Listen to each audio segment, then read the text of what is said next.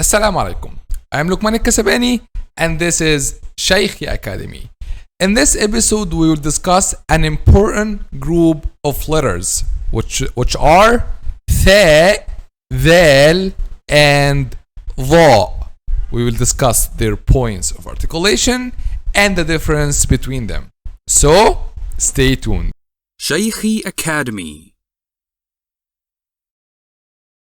This is just to remind you that we are explaining using Al-Minhaj book, the official book of 𝐲𝐥𝐬𝐬 Academy. So, the letters we have today, these three letters, ث, ذال and ظ. ث, ذال and ظ. And these three letters have the same point of articulation. So what is it? Let's discover it. So the point of articulation is the tip of the tongue and the bottom edge of the front two upper incisors. So the tip of the tongue and the bottom edge of the front two upper incisors. S, S, 𝐻, 𝐻, 𝐻, 𝐻, 𝐻.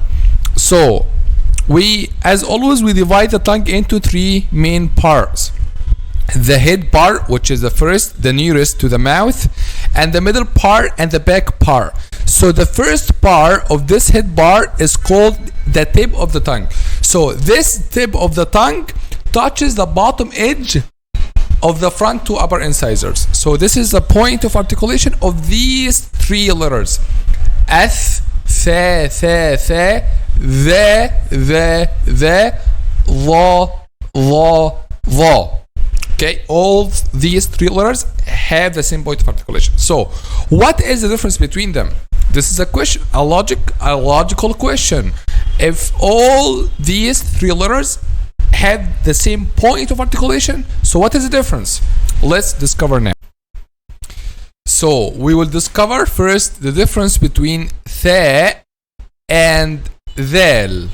Okay, so th and ذال. To know the difference between these two letters or sounds, just put your hand here when you pronounce both of them.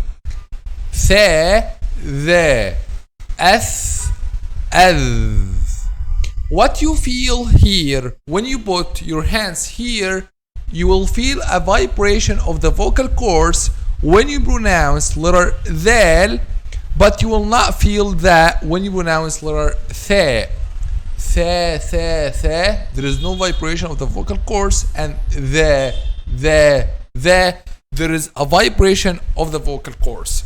So when you pronounce a letter and there is a vibration of the vocal cords, this letter is called a voiced letter, which means there is a vibration of the vocal cords. But when you pronounce a letter and there is no vibration of the vocal cords, this letter is called a voiceless letter. A voiceless letter. Okay? These terms I said now is what's used in phonetics. Okay, in phonetics they use these terms to refer to a letter that there is a vibration of the vocal cords and the letter that not. So if there is, it's called voiced. If there isn't, it's called voiceless. Okay, so the voiceless letter here is the first one, which is a th. And the voiceless letter which is found here is a ذال. Okay, in English they say like th that's found in the word th, like thanks for you, thank you. Okay, this they called this th as a voiceless th, but another th as what's found in the word the definite article, they called this th as voiced th. Why? Even both of them are th, but why this one is voiced and why this one is voiceless? This one is voiced because when you pronounce it, you will feel a vibration of the vocal cords. the. Okay, the definite article. But here, you will not feel a vibration of the vocal cords. Thank you. The. Okay? This is the terms used in phonetics. But let's now go to the Arabic branch of knowledge and what Arabic scholars says when they explain that in makharij al-huruf. When they explain that in makharij al-huruf, they say al-jahru wal-hams. So the al-hams, the voiceless letter, al-hams or al-huruf al-mahmusa, is what is they are the letters that there is no vibration of the vocal cords. But al-jahru is a quality of the letters that there is a vibration of the vocal cords, and they are also called al-huruf al-majhura. So when it comes to Arabic, we deal with al-jahru wal-hams, and when it comes to English and English phonetics, they called voiced and voiceless letters. Whether this or this, the matter is the same, which is the vibration of the vocal cords or not vibration of the vocal cords. Ibn al-Jazari in al-Jazariyah, Ibn al-Jazari rahimahullah said in al-Jazariyah, mahmusuha, he speaks now about the attributes of the letters. He said, mahmusuha fahathahu shakhsun sakat shadiduha lafdhu ajid qatin bakat. Mahmusuha, which means the letters of al-hams, fahathahu shakhsun sakat, all the letters of this sentence, fahathahu shakhsun sakat, shadiduha, which means the letters of al-jahr, lafdhu, which ajid qatin bakat, ajid qatin bakat, the letters of this sentence. Okay, so this is the difference between a tha and a dhal. If you want to know its terms in Arabic, so it's al-jahr and al-hams. And if you want to know its terms in phonetics in English, it's called voiced and voiceless. Okay, so this is the first point, the difference between tha and dhal. Let's now go to the letter dha. So what is the difference between letter dhal and letter dha? Okay, the difference between letter dhal and letter dha, just the heaviness and lightness. So letter dhal is a light letter, which means the back of the tongue is not raised, while letter dha is a heavy letter, which means the back of the tongue is raised. Because we said when we speak about heaviness and lightness, mainly we speak about the back of the tongue. If the back of the tongue is raised, the letter will be heavy. If the back of the tongue is not raised, the letter will be light.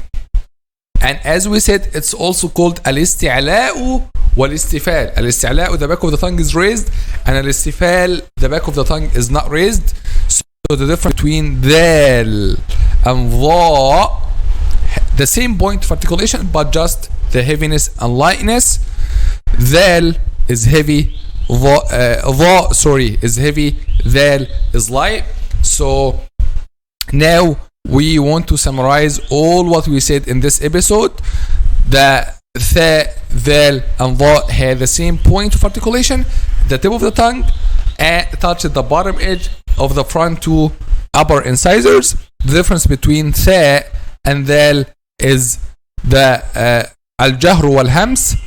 Al-dhal is voiced letter, which means the vibration of the vocal cords, which means the vocal cords is vibrated, while al-tha is voiceless, which means the vocal cords is not vibrated. And lastly, the difference between al-dhal and al-dha is heaviness and lightness. The back of the tongue is not raised when we pronounce al-dhal, which is called al-istifal, and the back of the tongue is raised when we pronounce letter dha.